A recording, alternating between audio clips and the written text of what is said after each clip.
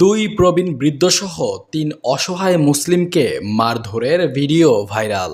ভারতের উত্তরপ্রদেশে বসবাসকারী ৫৬ বছর বয়সী প্রবীণ বৃদ্ধ আব্দুস সালামের সাথে আরও দুইজন সঙ্গী আরিফ এবং জাবেদ জাকাতের অর্থ সংগ্রহ করার উদ্দেশ্যে রুদায়ন এলাকার ইসলামনগর থানা অঞ্চলে যান। সেখানে তারা সাহায্যের জন্য অপেক্ষারত অবস্থায় পেছন থেকে তাদের উপর এক যুবক আক্রমণ করে।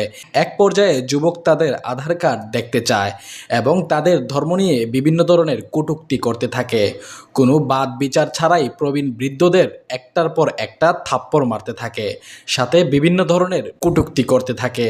এ সময় তাদের টুপি খোলার চেষ্টা করে এবং তাদেরকে চোর বলে আখ্যায়িত করার চেষ্টা করে সেই যুবক। বদায়ুর সাহসওয়ান থানা এলাকার বাসিন্দা ভুক্তভোগী আব্দুস সালাম সাংবাদিকদের জানান, আমাকে আর আমার সঙ্গীদেরকে মারা হয়েছে, কটু কথা বলা হয়েছে। আমরা শান্তভাবে বসেছিলাম, কিন্তু তারা আমাদের ভিডিও তুলে নিজেরাই ভাইরাল করে দিয়েছে।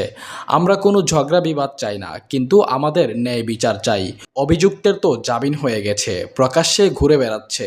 যেসব ধারা দেওয়া দরকার ছিল তা তো দেওয়া হয়নি। আব্দুস সালাম ওই ঘটনার পর থেকে আতঙ্কে দিন কাটাচ্ছেন। তার অন্য দুই সঙ্গী আরিফ ও জাবেদ গণমাধ্যম থেকে দূরেই রয়েছেন। পরবর্তীতে তাদের সাথে আরও ভয়ানক কিছু ঘটতে পারে বলে শঙ্কিত সময় কাটাচ্ছেন। ঘটনাটি ঘটে ১৬ই ফেব্রুয়ারিতে। যুবক প্রবীণ বৃদ্ধদেরকে মারধর করে অনলাইনে ভিডিও ভাইরাল করে। মুহূর্তেই ভিডিওটি সারা বিশ্বের আনাচে কানাচে ছড়িয়ে পড়ে। সুশীল সমাজে এর তীব্র নিন্দার ঝড় বইছে। ১৯শে ফেব্রুয়ারিতে অভিযোগ পেয়ে পুলিশ অক্ষয় সিং ওরফে ছোট্ট নামে এক যুবককে গ্রেফতার করেছিল। তবে বর্তমানে সে জামিন পেয়ে কারাগারের বাইরে রয়েছে।